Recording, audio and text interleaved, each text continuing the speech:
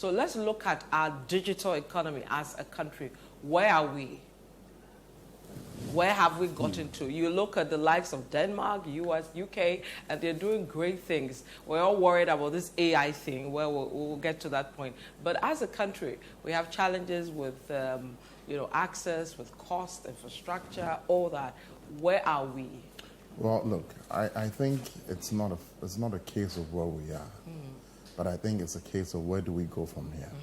I believe we started building a digital economy. Maybe it started in the fintech revolution. There's been a few logistics conversations, right? But I'm not even going to talk about enablers from a policy perspective. Let's talk about enablers from IoT.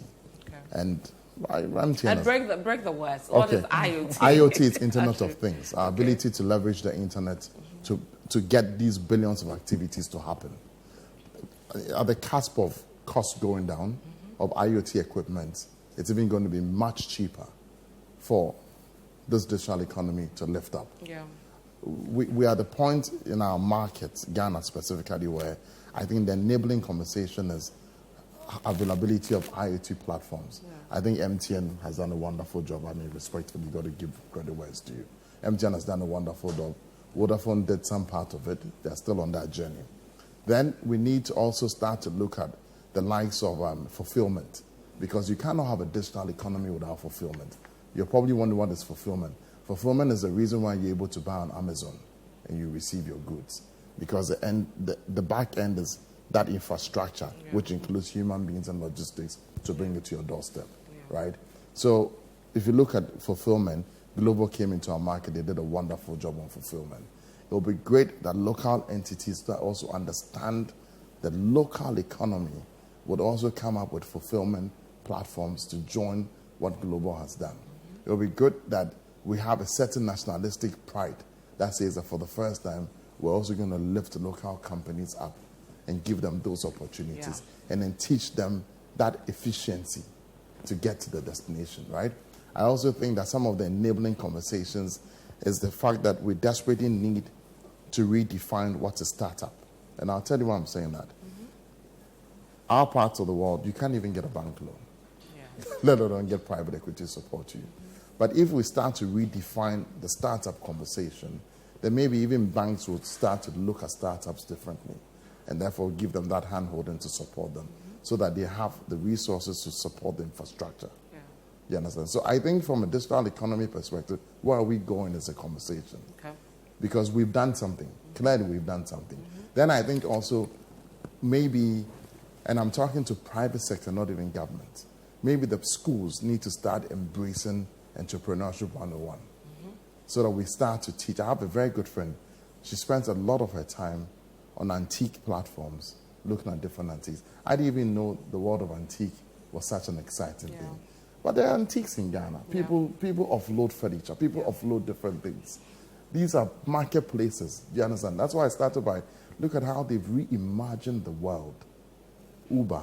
Look at how Facebook has reimagined the world. The largest media platform has no content. And that's Facebook. In fact, today, I think they own Instagram. So they have multi-layer platform. If you come to Africa, WhatsApp is even considered a social media. Right? So it's really how we also bring that to the classroom so that reimagination would happen.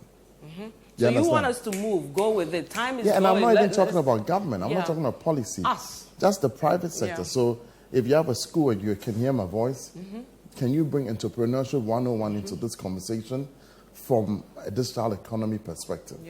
You know what I mean? Then ideation.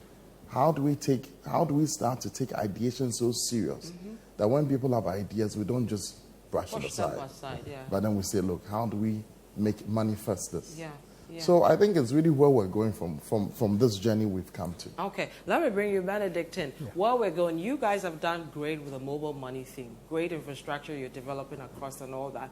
From where Andrew lives, continue from there, what you think we can do in terms of moving to the next level? The world is gone. Okay, so I think we all recognize that we experienced a brief acceleration during the COVID period, but it's not to trick ourselves into thinking we are there.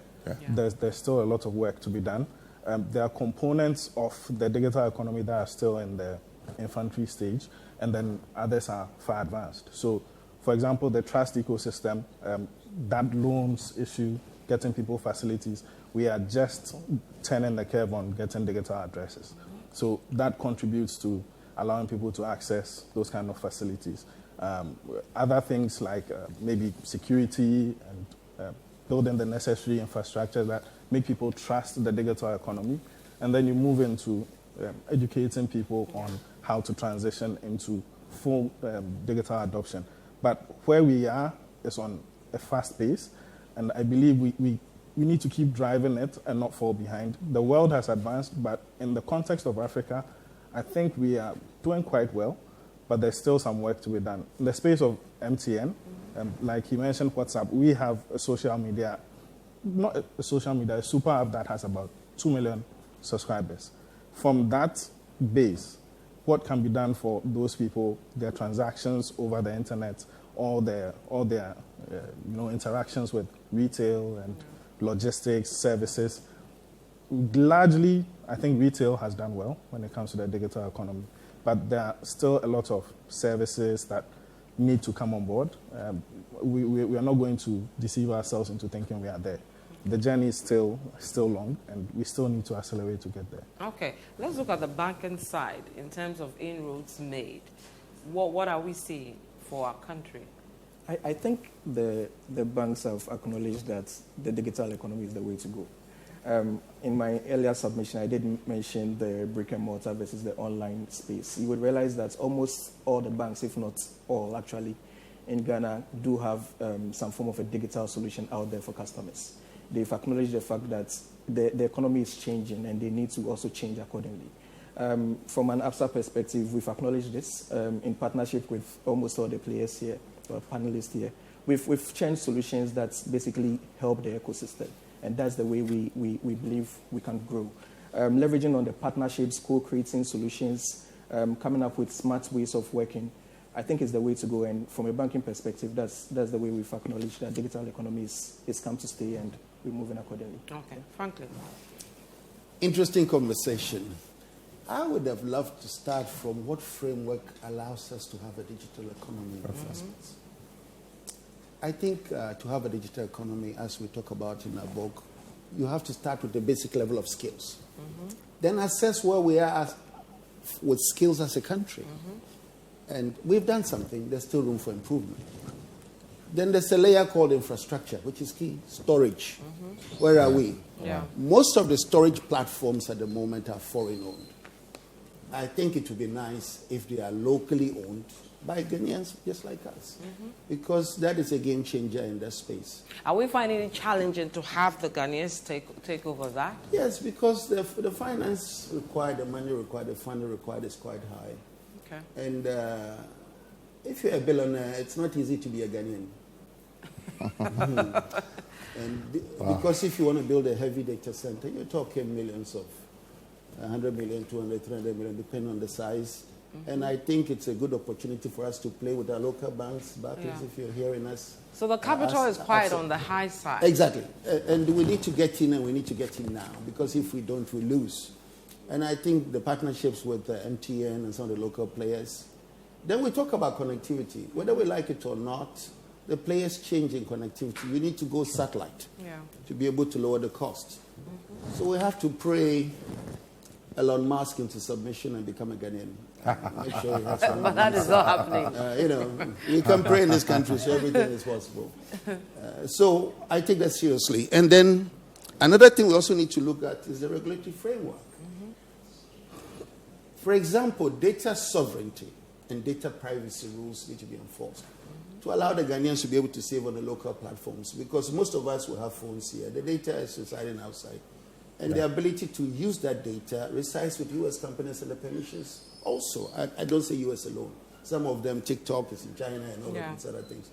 If we are to play seriously, some of these things, using regulation, using funding support, need to be brought into the country to help us.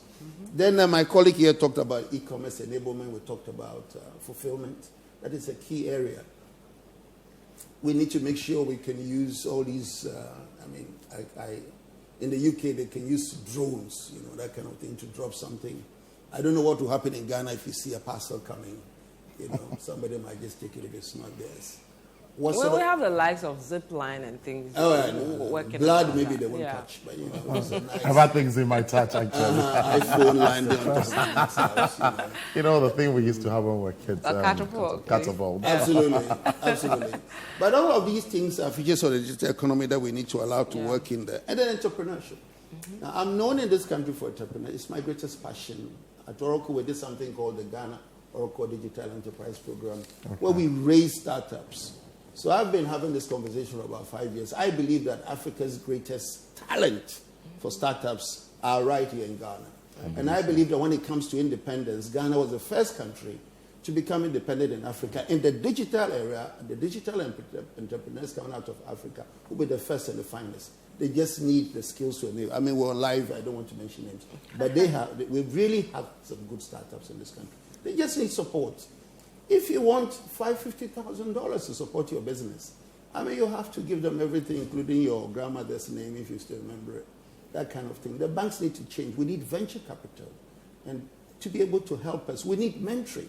I found that most of the startups here, they just need a mentoring. Some people still be in bed at this time.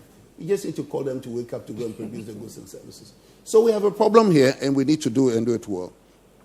Financial inclusion, and I know I have MTN here in terms of mobile money, etc.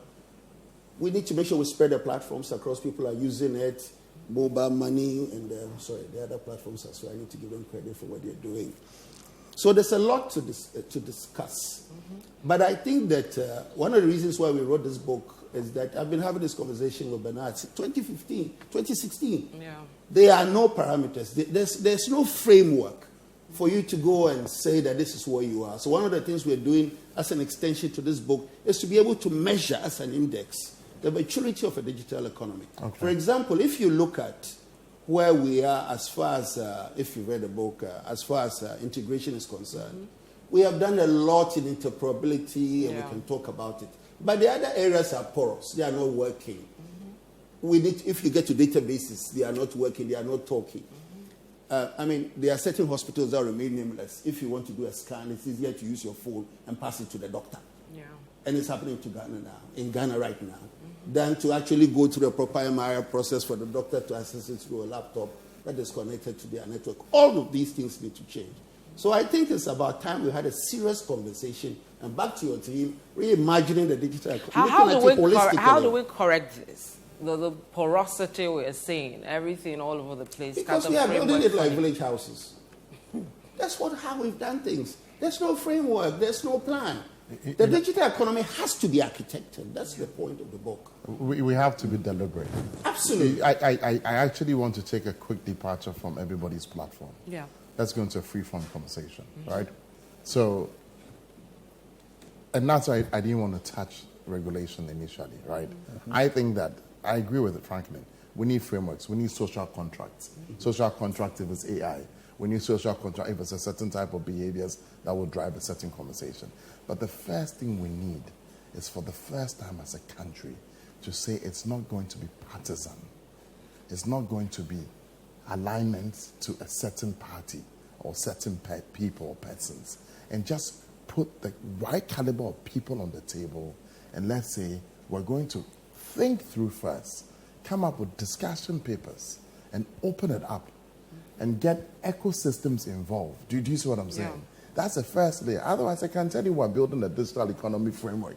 I can tell you that. I'm sure there's something going on, right? But I'm sure even frankly, maybe he's not on it, maybe he's on it. Yeah. Do you see what I'm saying? Yeah. We need to just dehumanize ourselves and not be emotional for the first time and say that for the sake of the vision that is 100 years ahead of us, we're going to call people who understand and are built. You see, you can't, but when it comes to policy, that's why we have the concept of grandfathering, right? Businesses would exist, then we develop policies or regulations and bring them on board. So we grandfather them in because they existed before. The point I'm making is that if you haven't built something, you cannot design a policy that will drive it. Drive it, that's right. Bring the guys who have built it. Do you understand me? Bring them into the ecosystem. Bring them to the room.